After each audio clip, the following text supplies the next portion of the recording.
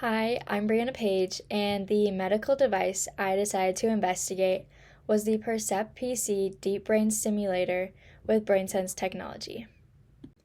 I was interested in this device after learning about the brain and neurological disorders in my AP psychology class. I wanted to learn more about a neurological device and became interested in this one. The development of the Percept PC neurostimulator with BrainSense technology brought attention to concerns of brain activity diseases. In the past decade, neurological disease-related deaths have continued to increase in the United States.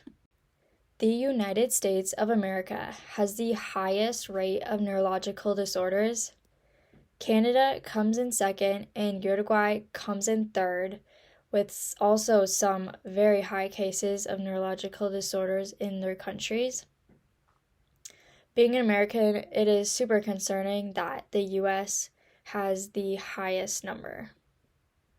The Percept PC neurostimulator is a deep brain stimulation device. The DBS is inserted in the chest area and has wires leading up to the brain. This way, the DBS is able to transmit electronic signals all the way up to the brain. The signals are sent to the motor cortex part of your brain, which is involved with movement. A DBS surgery is often used when medications do not help with the disease. For Parkinson's patients who received a DBS, they resulted in 20% improvement in time with their mobility, meaning they had faster mobility reactions after receiving the surgery. Epilepsy patients who had a DBS inserted for 7 years experienced a decrease of seizure activity by 75%. When the Percept PC DBS is paired with BrainSense technology, this allows for brain activity data to be recorded. The data captures local field potential's magnitude and frequencies. Doctors look at graphs displaying increase or decrease in the local field potentials. When they see that magnitude and frequencies both decrease, this means that there is a decrease in motor control. The cool thing about BrainSense technology is that the device is constantly controlling symptoms throughout the patient's day, 24 hours a day. As of right now, disorders that have been helped by the neurostimulator are Parkinson's disease, essential tremors, dystonia, obsessive-compulsive disorder, and epilepsy. These disorders all affect mobility, and all 5 disorders have been approved to use a DBS. Other disorders being studied to possibly use a DBS for treatment are dementia, depression, addiction, Huntington's disease, and obesity. Since there is such a high rate of neurological disorders, there is a heightened need for this device. The increase in people with neurological disorders continues to increase. The Pan American Health Organization found that the United States had the highest deaths per 100,000 people in North and South America due to neurological diseases. The biggest obstacles for the Percept PC DBS was the innovation and approval time. It took around 25 years of manufacturing to then be approved to treat neurological disorders.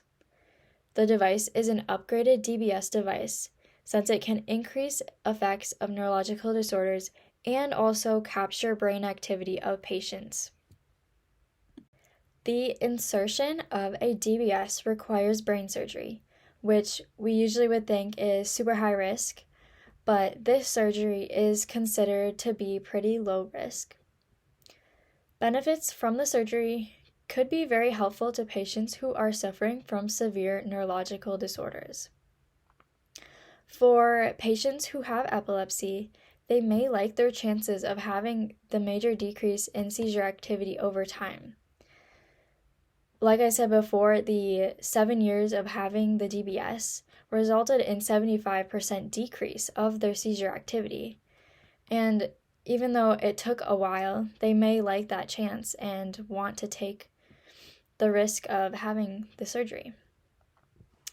There is also a small risk of patients with epilepsy of having an increase in seizure frequency and risk of experiencing new seizure types.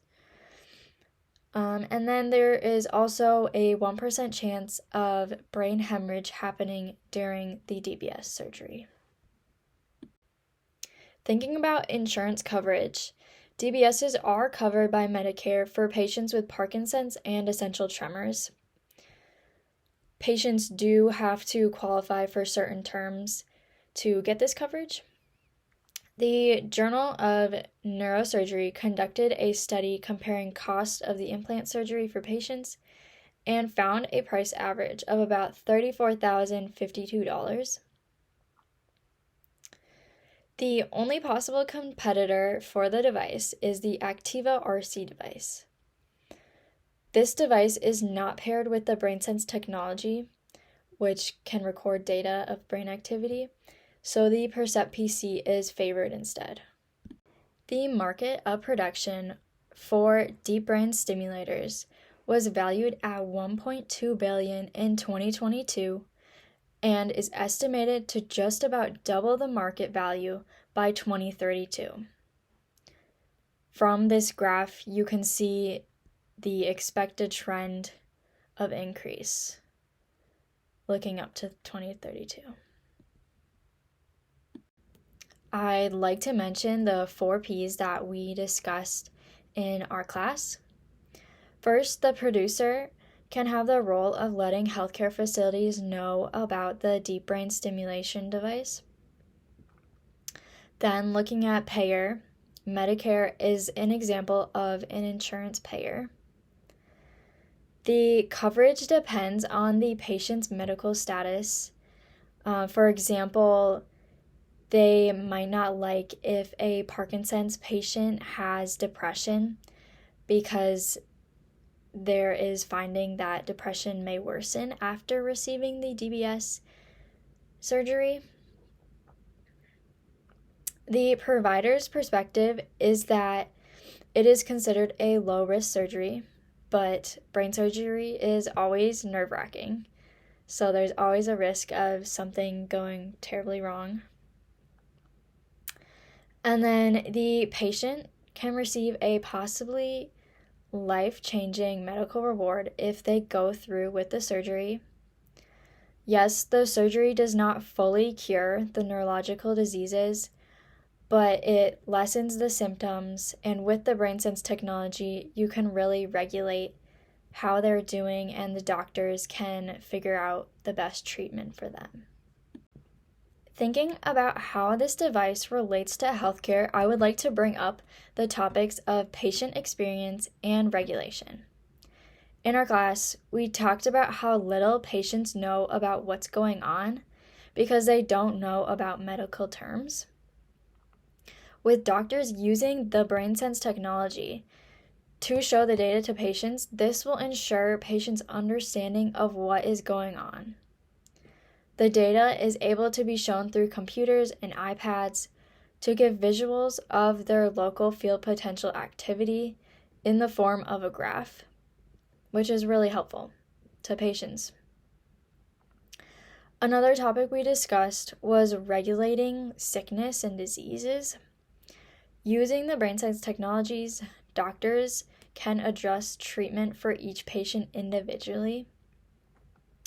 Being able to view the real-life data is super helpful in understanding what the patient is experiencing. In conclusion, a DBS surgery may be impactful for certain people with neurological disorders. With the knowledge that neurological disorders are increasing in the world, understanding the role of the DBS with the BrainSense technology is so important. BrainSense technology offers 24-hour control of symptoms and allows for doctors to see that recorded data of what is going on with their patient. I hope you learned a lot about deep brain stimulators and the effectiveness of having that BrainSense technology with it. Thank you.